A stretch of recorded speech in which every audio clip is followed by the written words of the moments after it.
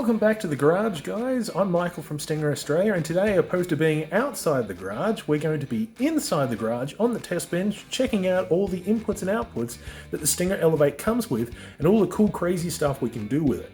So let's go and take a look. Okay, so here we have laid out on the bench, we have our hideaway module, the brains behind the Stinger ELEV8. The screens that you saw in our last episode, we were showing how you can mount this using this supplied bracket, or you can mount it custom fabricated in the dash. And we have our included harnesses.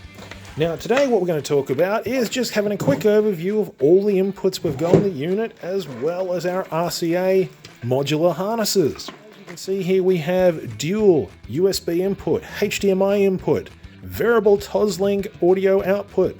This means the volume control in the unit controls the volume of the Toslink audio, which is really cool for guys having DSP processors. But here we have every RCA you could possibly need pretty much in the world as a modular harnesses that you can plug directly into the unit if you need them. So just as a quick overview, we have our 3 camera inputs. So this is for our front, left and right, or whatever we want to assign these to be. Each one of these inputs has an input trigger, which we can utilize basically picking up a 12-volt signal in the car to automatically trigger this. So if you wanted a physical switch, or your indicators, or you wanted to have your brake pedal, whatever you want it to be, you can feed it into this signal to make it work. It does have a little harness here which is designed to plug into our pack interfaces for future upgrades in regards to vehicle integration. So the cool thing is, if you're running multiple cameras and you want to utilize this, all we're going to do is come along and plug it in. Then we have all the RCAs here. We have dual subwoofer output, we have line out for 2-zone, we have full range 6-channel RCA 4-volt pre-outs, we have an AV input, we have a camera input for the reverse camera, so that's the 4th camera to go along with these 3.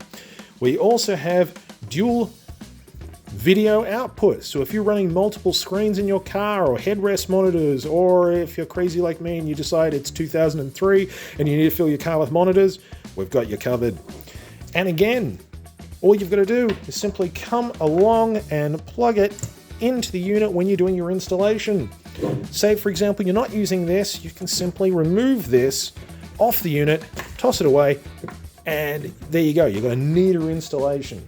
Now, for those astute ones out there may have noticed these extra little wires hanging here. So, the Stinger ELEV8 has a steering wheel input adapter built into it. So this will allow you to run essentially basic analog steering wheel input commands from your steering wheel into the unit, and it's programmable via the software in the unit. Or you can plug in via 3.5mm input on the harness. You can simply plug in any of our Control Pro or Radio Pro, any of our steering interfaces straight into this unit to retain your steering wheel controls on more advanced vehicles. And of course, we also give you with the kit your bare wire radio harness.